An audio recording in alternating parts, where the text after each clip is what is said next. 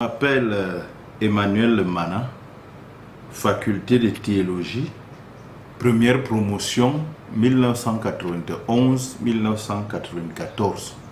C'est nous qui avons vraiment ouvert la faculté de théologie.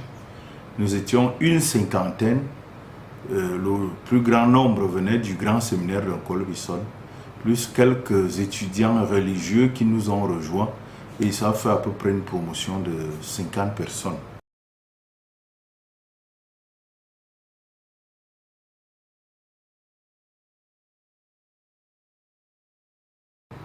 Je dirais que le plus beau souvenir, c'était que, comme nous étions effectivement les premiers, on a bénéficié de beaucoup d'avantages, l'attention des professeurs, l'introduction à la méthodologie, l'initiation au travail scientifique, et puis une ambiance de camaraderie vraiment très poussée.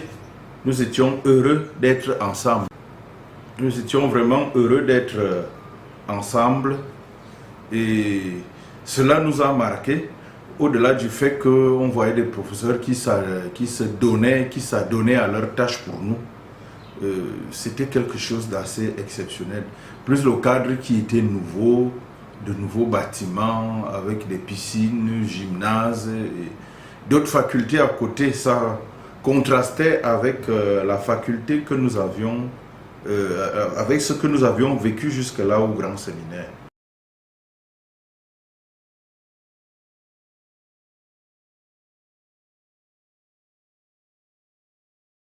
Je crois que le fait d'être directeur de la bibliothèque aujourd'hui et des presses de l'UCAC est un aboutissement de toute la formation que j'ai reçue.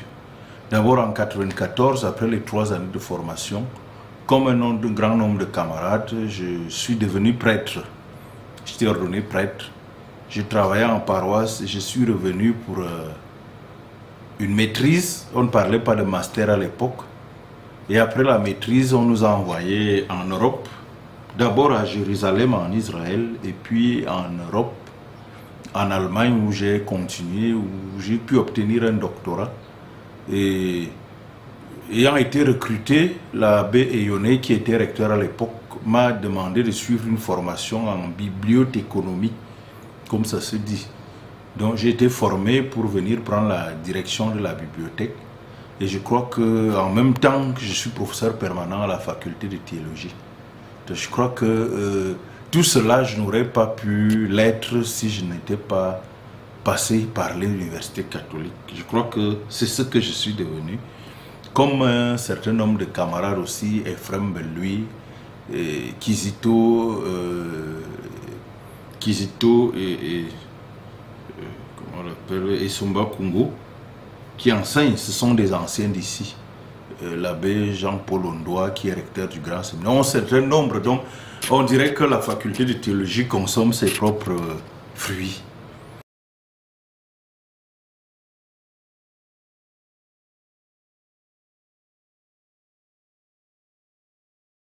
Le conseil que je peux me donner ne peut être que le don de soi dans tout ce qu'on fait. Que ce soit pour les étudiants ou que ce soit pour les formateurs. Nous avons appris cela. Ceux qui nous ont formés se donnaient. Ils ne gagnaient pas grand-chose à l'époque. C'était des salaires dérisoires. Beaucoup veulent peut-être gagner beaucoup d'argent, c'est légitime, mais il y a d'abord le don de soi. Je crois qu'en voyant les produits, après on est content de récolter ce genre de fruits. C'est toujours le meilleur fruit qui soit. Le fait d'avoir conduit un étudiant à un niveau de formation où il peut à son tour servir. Donc j'insiste donc sur le don de soi, sur l'abnégation, et le reste viendra après.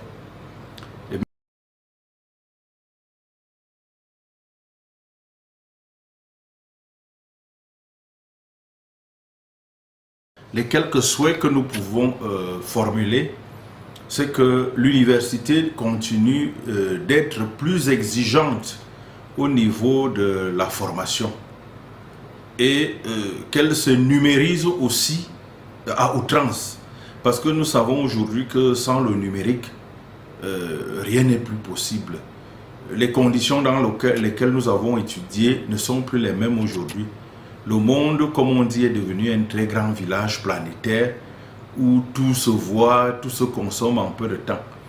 Donc le numérique est quelque chose d'important et je suis parfois surpris de constater que les grands voyages qu'on faisait autrefois, on prend l'avion pour aller à Melbourne, lire dans les bibliothèques, consulter les grands enseignants, on peut le faire aujourd'hui sans bouger d'un pouce, en étant sur place. Parce que on est capable de consulter de très grandes bibliothèques aux États-Unis, en Australie, en Chine, étant à Yaoundé.